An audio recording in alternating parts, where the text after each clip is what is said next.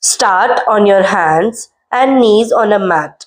Keep your hands directly under your shoulders and your knees under your hips.